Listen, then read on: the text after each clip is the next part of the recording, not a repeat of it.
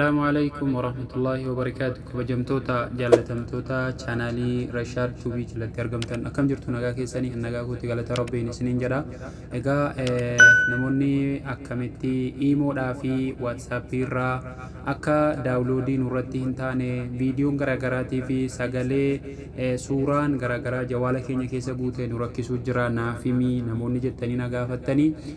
هجت عمره كوبيكيات نفانا تراني سنين جرا وروني هاران غرا channel كوتي رفتن رشاد توبي كجدو سبسكرايب لايك gochuu indagatna isnin jara barnoota kana guutuusa argachuudhaaf YouTube kee jajjala seentanii waa hedduu argachuu dandeessu daqiiqa muraasa isaadha TikTok korratti kan maxxansuta na hordofaan isnin jara ega guutuusa argachuudhaaf kallattiidhaan kuno yeroo TikTok korra galtanii jettanu kuni kan kootiin isnin jedha asirratti bakka mallattoo YouTube kana yeroo gattuqtanii jettanu kallattiidhaan gara YouTube seentu egaa guutuu isaadha YouTube korraa argachuu dandeessuun isnin jedha yeroo akkasitti gattuqtanii gara kana dhuftanii jettanu Rashaad Tuubii ka jedhu kanatti isinii baa barnoota garaagaraa hedduu as keessaa argattu egaa isa kanas immoo hanga tokko kanan isinitti agarsiisuun tahaa jechuudha nafaana bu'aa hordofaan isnin jedha Ega imorran isini jalqaba jechuudha imorra yeroo akkanatti seentanii jettanu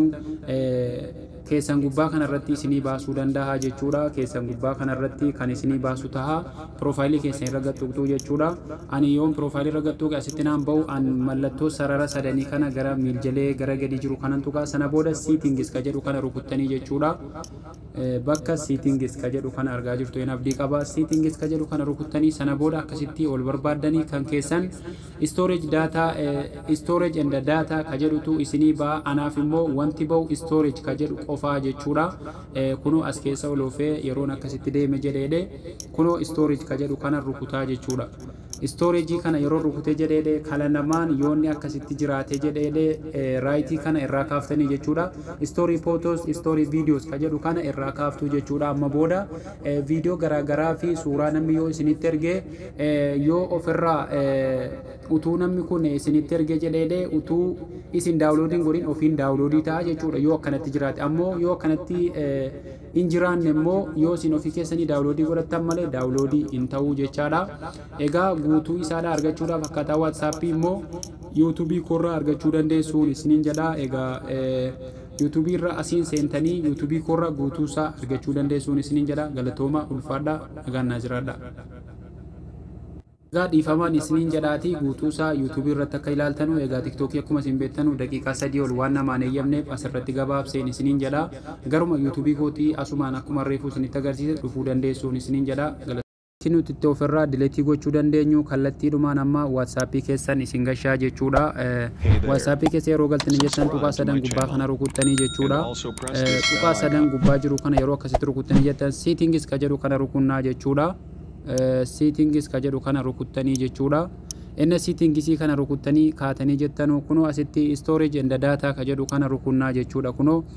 storage and data ka jedhu kana gadi rukuttanii jechuudha yeroo storage and data ka jedhu kana erga rukuttanii kaatanii jettanii kuno isa kana when using mobile data ka jedhu when connected on wifi ka jedhu kana illee ni rukuttanii isa kana illee akkasuma gadi rukunnee ilaallaa jechuudha sadanu amma isa tokkoffaa kana yeroo akkanatti gad rukunnee jennee keessan akkanatti jiraachuu danda'a jechuudha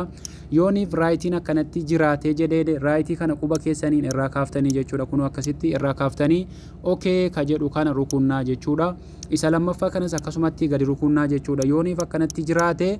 irraa kaaftuu jechuudha quba keessaniin irraa kaaftanii okay jettuuni jechuudha win roaming ka jedhu kanallee akkasitti yoo jiraate innis akkuma reefuu isiniif hime isa kana sadanuu irraa kaaftanii jechuudha amma booda wanti namni suuraa garaagaraatiif namoonni garee garaagaraa keessa jirtan ugaa hin beektanii akka baay'ee nu rakkisaa jiru akkasitti ofirraa hidhuu dandeessu jechaadha amma isin ofii keessanii daawunloodii gootanu moobaayila keessan irratti galerii keessan keessatti gadarca'ee wasanii rakkisuu jechuudha inni lammaffaan immoo chat ka jedhu kanallee keessa seentu jechuudha of duuba erga deebinee kaan immoo chat ka jedhu kana rukuttu jechuudha chaatii kana erga rukuttanii kaatanii jettanii kun yooni banaa jiraate bakki kun yooniif akkasitti banaa jiraate irraa kaaftuu jechuudha kuno yoo akkanatti banaa jiraate akkanatti cuftuu jechuudha isa olii kanas yoon akkanatti banaa jiraate isa kanallee irraa cuftuu jechuudha. Kun olachuu yoo akkanatti kan duraan qabdan ta'e akkana gootanii ofii gootuu jechuudha. Egaa kana ofirraa cufnee irra taanaan bilbilli keenya wanti guutee nu rakkisu tokko hin jiru jechuudha. Kan Imoos immoo isinitti agarsiiseen jira. Inni kan WhatsAppis immoo kana kan inni ofirraa ittiin cufuu dandeessanu. Egaa haga barnoota biraatiin walitti deebinu nagaa rabbii keessan haa oolaa. Guyyaa gaarii naaf qabaadha. YouTube channelii kan koos subscribe, like, share gochuu hin dagatinaan isiniin jedha. Barnoota biraatiin hanga walitti deebinu nagaa rabbii. Ofiif soddomaa jedhan gatiin argaan ooltu wal argaa. Afuriif soddomaa jedhan gatiin argaan ooltu wal argaa.